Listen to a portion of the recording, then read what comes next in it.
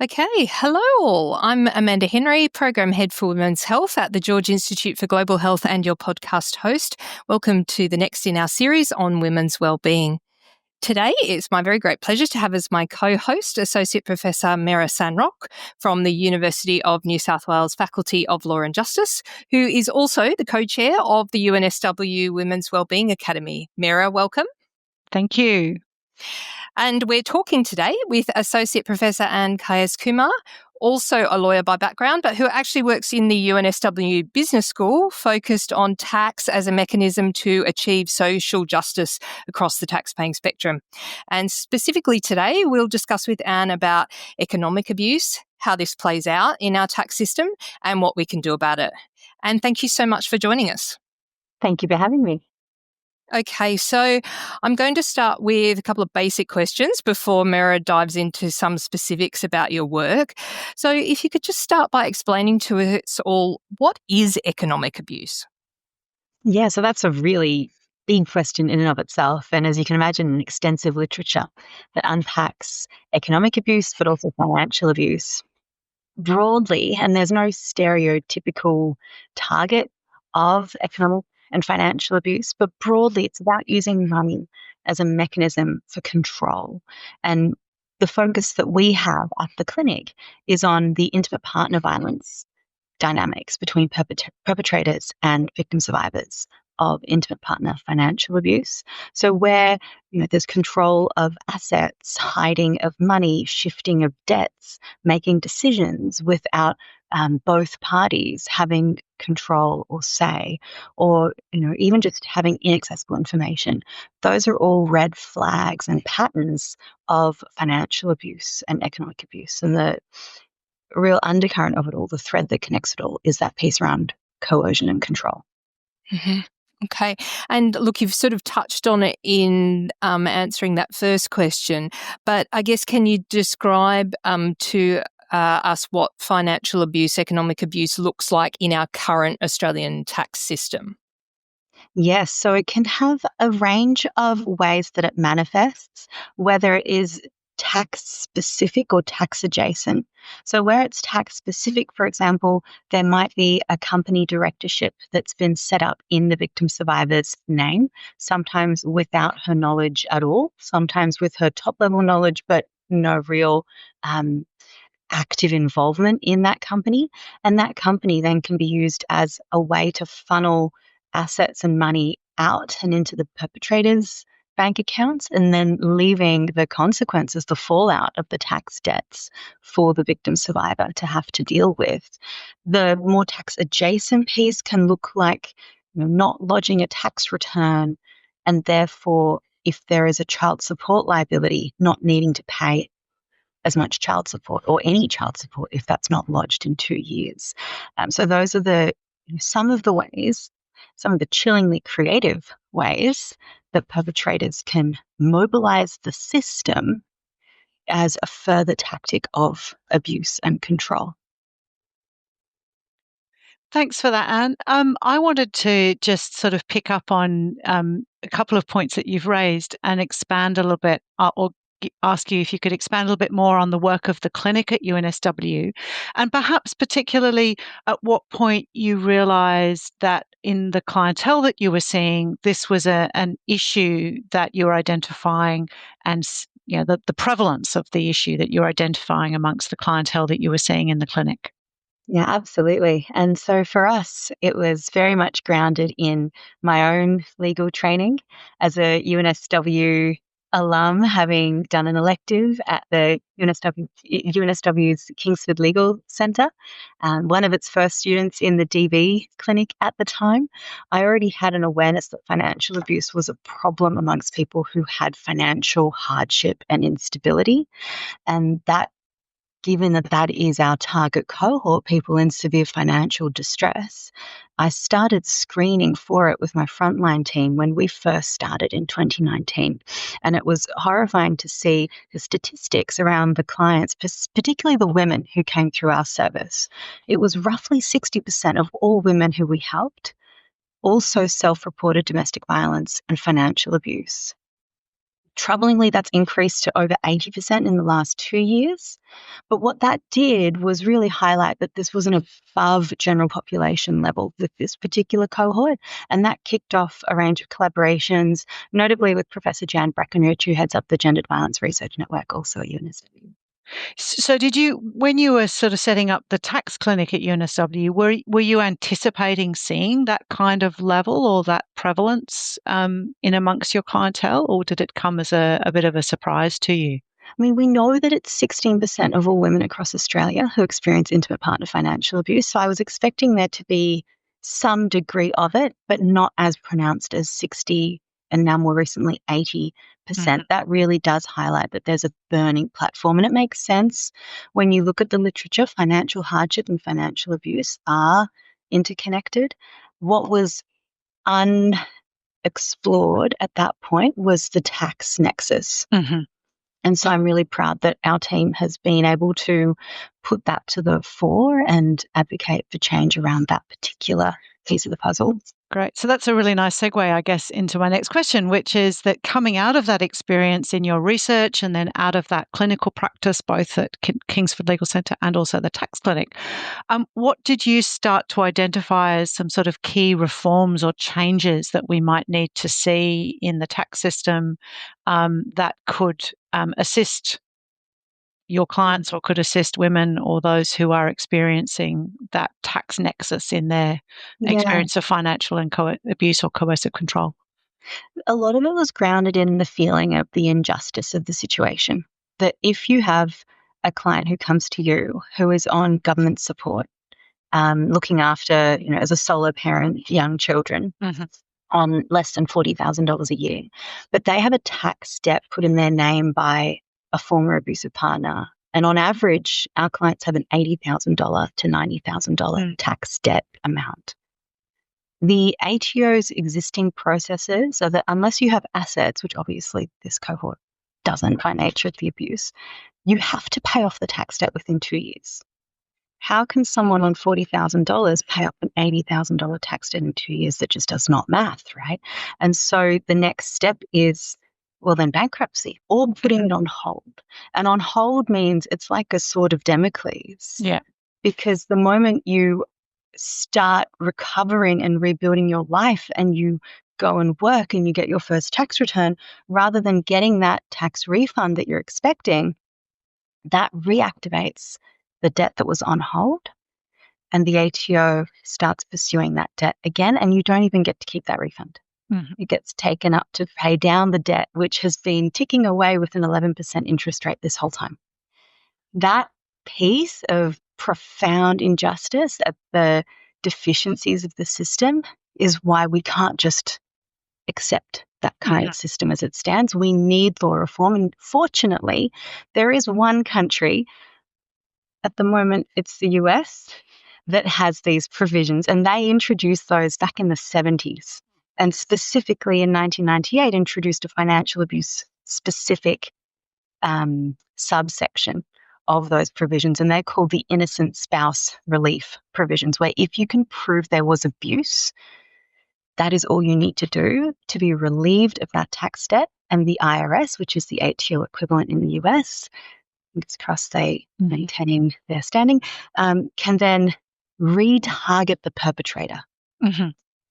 That's really powerful because it means that you're correcting the injustice that was happening.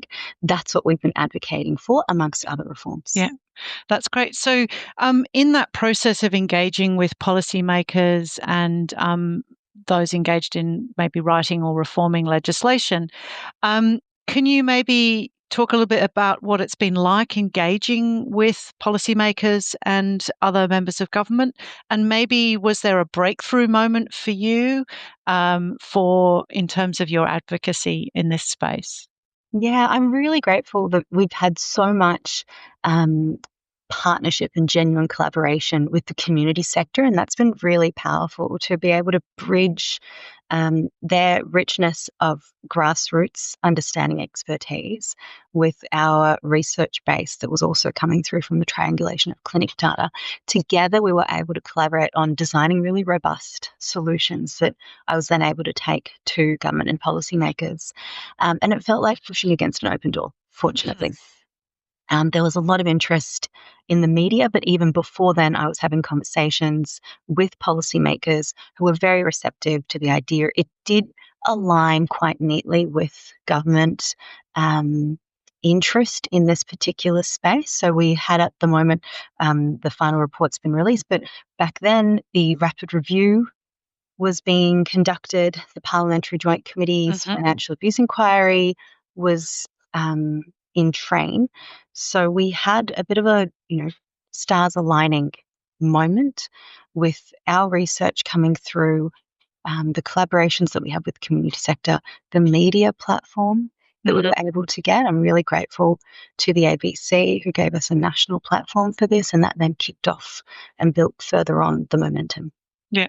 So when you were appearing before the Parliamentary Joint Committee or speaking to the tax ombudsman or engaging with particular politicians, how important was it to be able to show that robust data that was the combination from your research with the data that was coming through from the clinics and the other community sector organisations?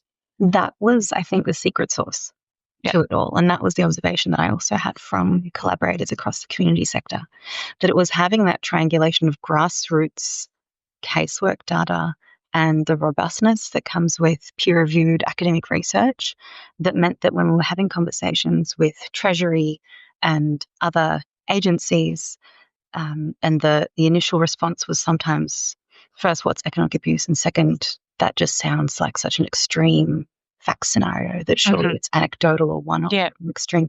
You get to say, well, no, actually, this is happening at scale. Right. And here's the work that we've done. So that was a really critical part of that. And I understand that some of your recommendations were picked up by particular political parties before the election. And now that result has been more or less settled, how optimistic are you feeling now about how the implementation of your recommendations into the into legislation or into policy and law reform going forward? I was really buoyed that we had such strong and prominent support from the ALP as part of its election promise, being bullet point 1 of its gender policy suite of recommendations. It was also really heartening to see that this was something that had bipartisan support that came through shortly thereafter. And so in that sense, regardless of your political colours, it's such a no-brainer that this needs to happen. To that end, because it is something that is fairly well-formed and tested overseas for decades, I am hopeful, though I'm still holding my breath, I am hopeful that we have enough buy-in and stakeholders that are really key to engage in this process have already been engaged, and that has happened over the last 2 years. We know that the profession strongly supports it too, and all of those factors help build the momentum. So I am cautiously optimistic that we will see the law reform. I know that the cabinet is still being formed as we speak, so hopefully, within 1 or 2 business days, we'll have some more clarity around exactly who is holding the pen. But I really hope that I can say to your listeners, watch this space.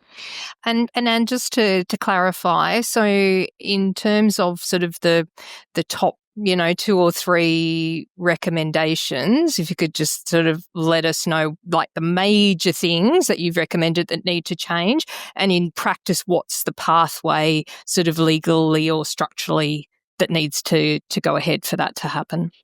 Thank you, Amanda. The big bang item is introducing US-inspired innocent spouse relief provisions so that tax debts do not need to be collected against victim survivors. And instead, the ATO can more appropriately divert its resources to pursuing perpetrators for debts that the perpetrator was responsible for creating in the first place. That's the big bang ultimate endgame piece that I'm really optimistic we will see legislated, I hope.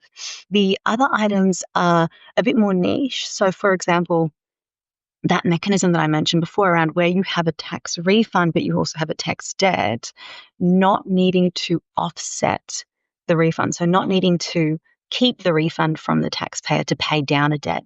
That mechanism also exists in the US where you can prove abuse is occurring. It's called creatively offset bypass refunds. The name and tax are a little bit uninspiring, but it's effective and it has a real impact because a tax refund is going to be, by and large, the biggest lump sum of money that that person is receiving in that year. So it's got a real, impact, not just financially, but also from a not feeling overwhelmed at the state that they're in and being supported in rebuilding. And then another mechanism that we have had a lot of support around deals with director penalty notices. So this is a piece where it's quite shocking. Where you have a company with debts, a director penalty notice can be issued to the directors of that company that give the directors 21 days to pay the full amount of the debt. Otherwise, the next step is bankruptcy. So we've had clients who have come to us in tears, having received a DPN for a company that they didn't even know existed, let alone that they were the director of, and it was $170,000 of debt that they had to pay in, at that point, less than 21 days.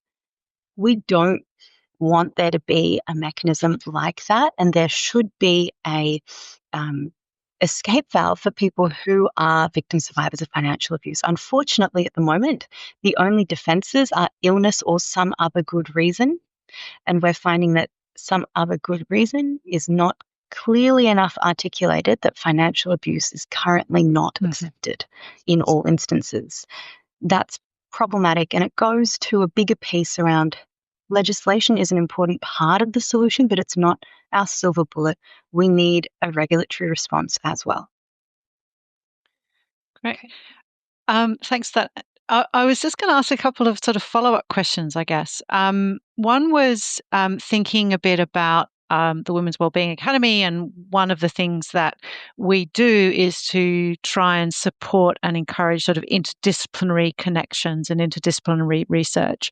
So I wanted to just ask you a little bit about how important, or was that type of interdisciplinary perspective important for you, both in terms of identifying the problem, but then maybe also moving forward towards those kind of recommendations?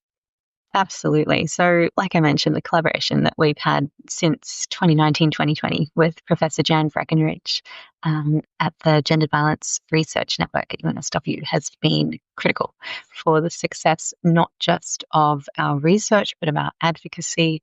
And having those sorts of research collaborations helps us to, in a very nerdy way, expand the body of literature.